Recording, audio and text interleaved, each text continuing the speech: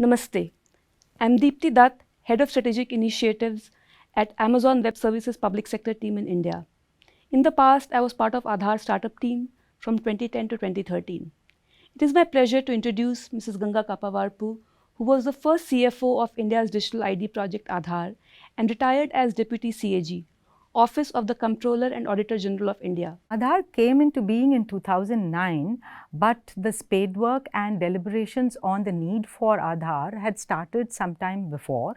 And around 2006, there was an empowered group of ministers that were set up to go into the issues of the need for an identity program.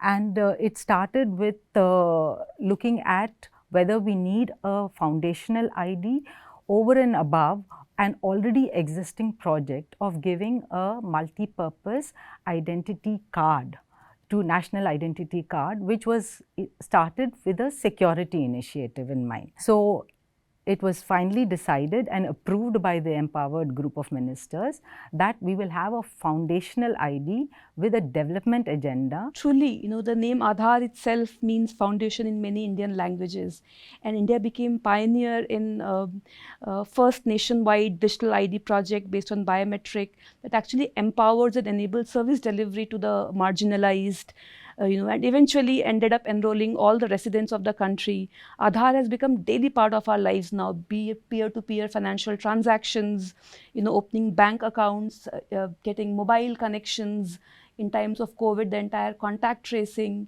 and now probably the backbone behind world's largest vaccination drive, the CoWIN platform that we have.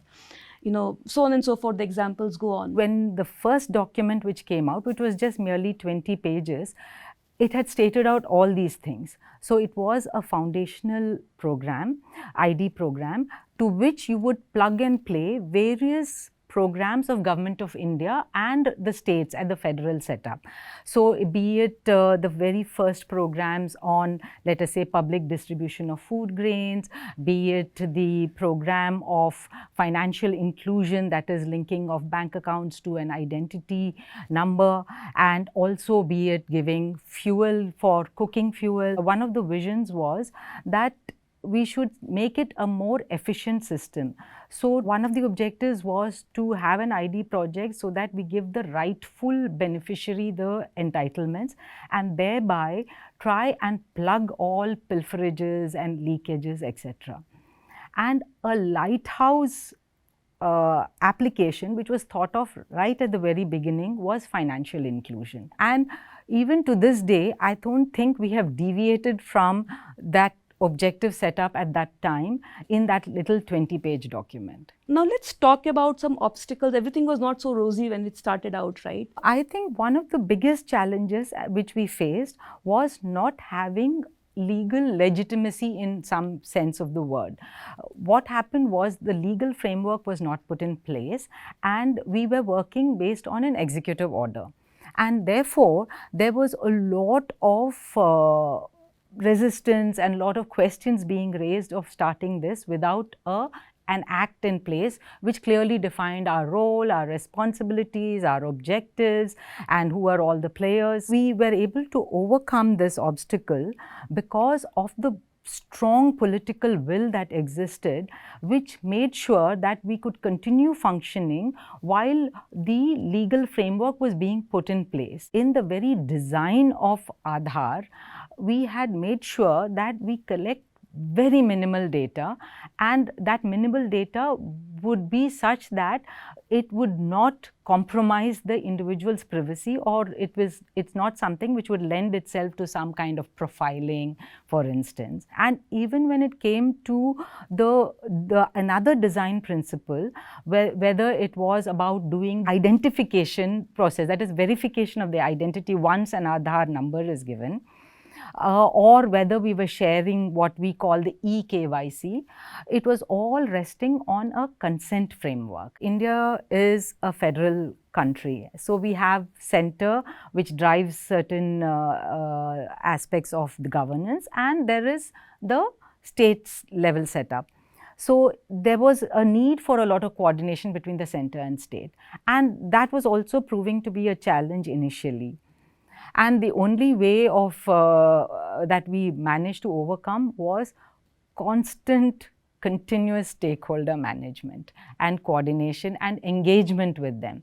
So this we managed with one, again, political will, strong messages from the highest authorities at the center, and we ourselves continuously engaging with all of them. From my program management background, if I talk about what actually caused the biggest ID platform in the world, the success of that, I look at 3 points.